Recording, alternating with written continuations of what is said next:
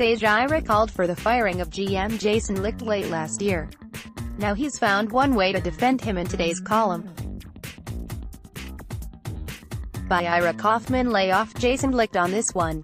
Licht's 27-53 mark as GM of the Bucs speaks for itself, but it's not fair to blame him for how this organization cooks the groceries Licht has provided for the past 3 seasons. Licht's power over personnel grew markedly when Dirk Koetter replaced Lovie Smith in 2016.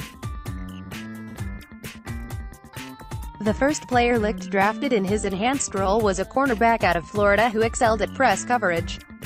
But a funny thing happened to Vernon Hargreaves upon his arrival at One Buc Place.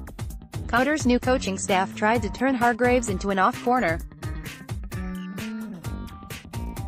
Hargreaves sucked it up and gave it a try, but his frustration kept mounting. He kept his mouth shut while Licht undoubtedly stewed in the executive suite. Former Bucs DC Mike Smith flashed forward to 2018 and the decision to draft Carlton Davis, an aggressive defensive back out of Auburn, late in round 2. Once again, Buc fans watched in disbelief as yet another pressed corner was told to play well off the line. Davis did what he was told and tried to maintain his confidence, even though Mike Smith's scheme showed little confidence in him. And all the while, Licht stewed. Stuck in Publix meant that defensive coaching staff made my elbows itchy. Remember when Bill Parcells carped about his right to shop for at least some of the groceries if he was responsible for cooking the meal? It was a classic soundbite, vintage Parcells, venting about feeling powerless to some degree. In Licht's case, he roamed the aisles of Publix but was frozen out of the kitchen when it came to preparation. Licht and Koetter tried to maintain a good working relationship, but it wasn't easy. The coaching staff wanted more talented players while the personnel side wanted more creative assistants. That's just the way it goes when you post consecutive 5 to 11 seasons with jobs on the line. As Hargreaves heads into his 4th pro season, Buc fans still don't know what to expect.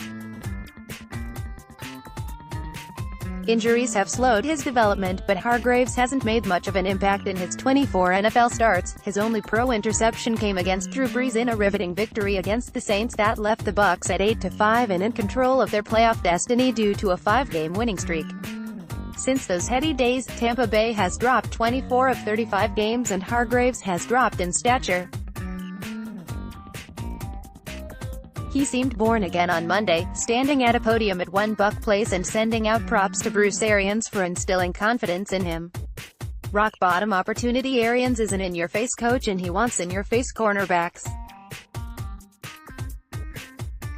It's not a stretch to suggest Davis is also ecstatic about a more aggressive approach under Todd Bowles. It may not work. In fact, if the pass rush falters, this new approach could be a disaster. But how much worse can it get? Opponents posted a 110.9 QB rating against the Bucs, tops in the league. They completed 72.5% of their throws, tops in the league. They averaged 8.2 yards per pass attempt, tied for tops in the league. You get the picture. This is an opportunity for Hargreaves to flourish in the final year of his rookie contract, perhaps earning a franchise tag or a contract extension with the Bucs. This is a chance for Davis to prove he was a savvy choice with the 63rd overall pick. Licht can't wait to see if he can turn the corner with these guys. For 3 years, he has held his tongue and stayed out of the kitchen. Most importantly, it appears a Buccaneer coaching staff is finally cooking with gas. IRA KAUFMAN began covering the NFL as a New York Giants beat writer in 1979.